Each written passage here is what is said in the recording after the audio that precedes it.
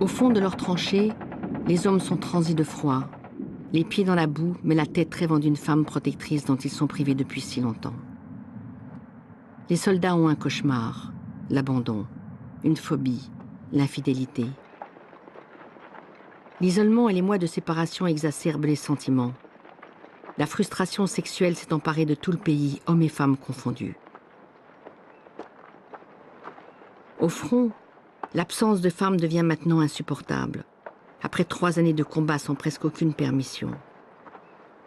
Alors on tente de détourner l'attention des poilus de cette misère sexuelle et humaine qui pourrait les engloutir. Les marraines de guerre deviennent les soutiens qui manquaient aux soldats privés de leur famille. Aux femmes, on demande d'écrire, d'envoyer des colis aux combattants. Même les ouvrières des usines d'armement glissent parfois des mots de soutien affectueux dans les casques qu'elles viennent de fabriquer à destination du front.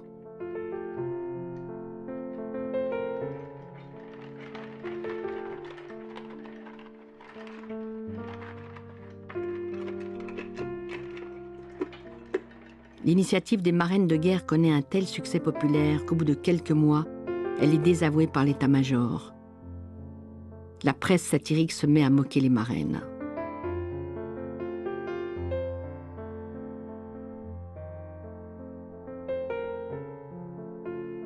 On flirte ouvertement par lettres interposées. Les soldats multiplient même les marraines devenues amantes épistolaires. La société regarde d'un mauvais œil ces femmes libres qui correspondent avec des hommes qu'elles ne connaissent même pas.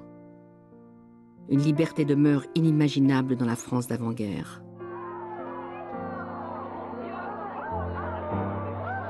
Mais les lettres ne suffisent pas. Les hommes ont besoin de voir des femmes.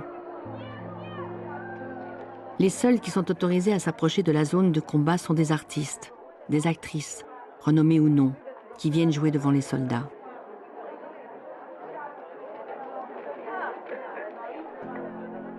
Étonnantes images de Sarah Bernard, frêle septuagénaire perdue dans son manteau tigré. De sa voix caverneuse et envoûtante, Sarah vibre, raconte la souffrance de la France en guerre et termine ses spectacles par un tonitruant aux armes.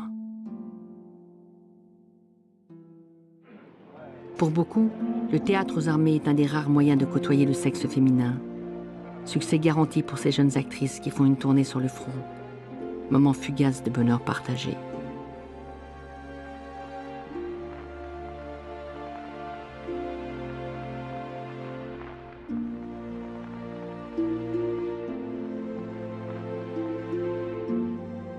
C'est dans les villages de cantonnement, à l'arrière du front, que les hommes ont l'occasion de croiser des femmes. On espère attraper un instant le sourire d'une jeune fille pour oublier les obus, la boue, le riz froid, les rats.